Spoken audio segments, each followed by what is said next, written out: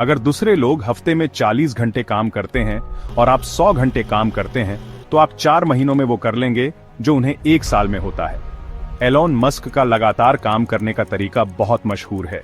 वो इंसानों के भविष्य को बदलने के मिशन पर हैं। ये जिंदगी के बड़े चैलेंजेस से निपटने के बारे में है। इलेक्ट्रिक कार्स से लेकर स्पेस एक्सप्लोरेशन तक मस्क के सपने बहुत बड़े हैं।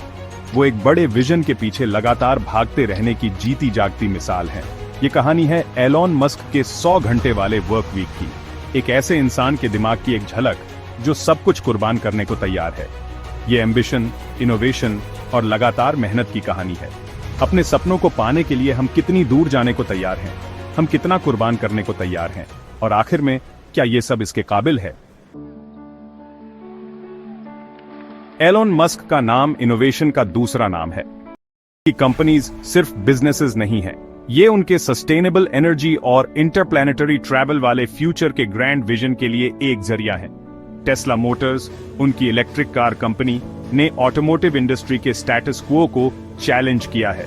मस्क एक ऐसे वर्ल्ड का सपना देखते हैं जो फॉसिल फ्यूल पर डिपेंडेंट ना हो, जहां इलेक्ट्रिक व्हीकल्स सिर्फ एक ऑप्शन नहीं बल्कि आम बात हो। टेस्ला की स्लीक, हाई परफॉर्मेंस कार्स ने लोगों का ध्यान खींचा है और इलेक्ट्रिक को कूल और डिजायरेबल बना दिया है।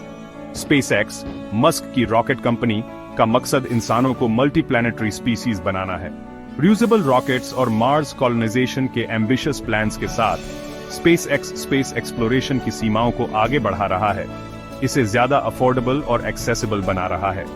ये वेंचर्स कमजोर दिल वालों के लिए नहीं है। इनके लिए बहुत इन्वेस्टमेंट, कटिंग एज टेक्नोलॉजी और ब्रिलियंट इंजीनियर्स की एक टीम चाहिए जो मस्क के विजन को हकीकत बनाने के लिए बिना थके काम करे।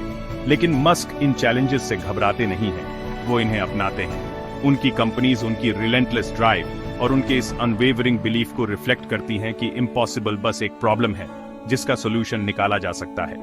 वो सिर्फ अपनी बातों से ही नहीं बल्कि अपने एक्शन से भी इंस्पायर करते हैं और दिखाते हैं कि ऑडेशियस गोल्स की पावर क्या होती है और उन्हें अचीव करने के लिए किस तरह के अनवेवरिंग कमिटमेंट की जरूरत होती है।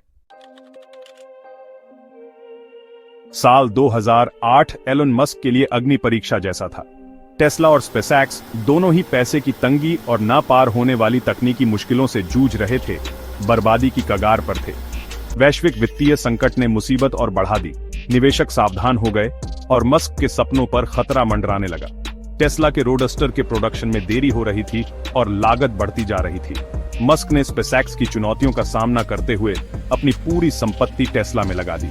स्पेसएक्स के फाल्कन 8 के 3 लॉन्च असफल रहे, जिससे मनोबल और आर्थिक स्थिति दोनों टूट गए। हर असफलता दबाव बढ़ाती गई, जिससे मस्क के विजन पर खतरा मंडराने लगा। मस्क की काम के प्रति दीवानगी साफ दिख रही थी।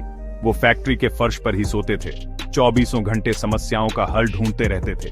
स्पेसएक्स में भी वो लगातार काम करते रहे, नए नए आविष्कारों पर जोर देते रहे। ये बुरे दिन थे, शक और अनिश्चितता से भरे हुए, लेकिन मस्क ने कभी हार नहीं मानी। उन्होंने खुद को और अपनी टीम को उनकी सीमाओं तक धकेला। ये उनके धैर्य और अपने विजन में विश्वास का प्रमाण था। सेक्शन 4, 100 घंटे वाले वर्क वीक के बारे में। एक 100 घंटे का वर्क वीक असल में कैसा दिखता है?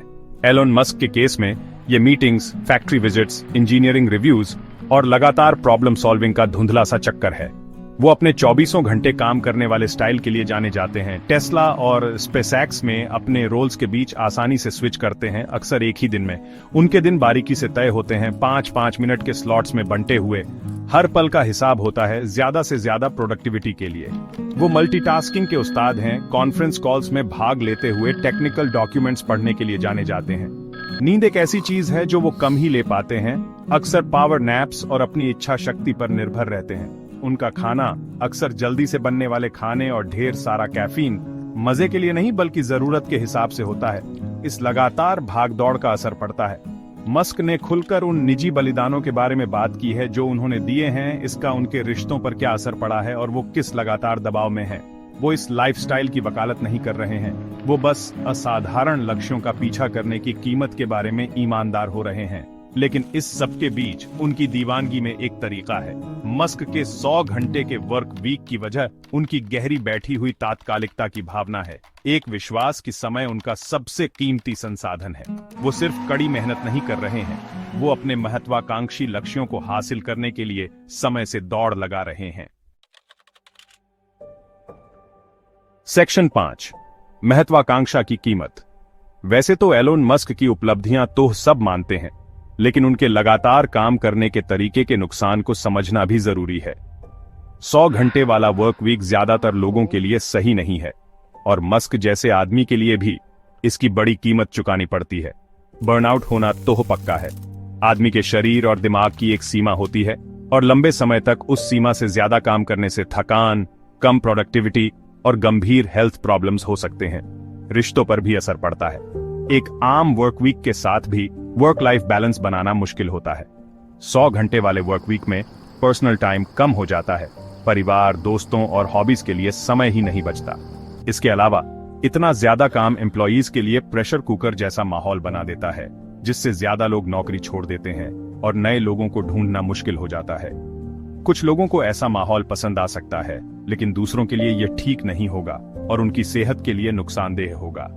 यह याद रखना जरूरी है कि एलोन मस्क का एक्सपीरियंस आम नहीं है।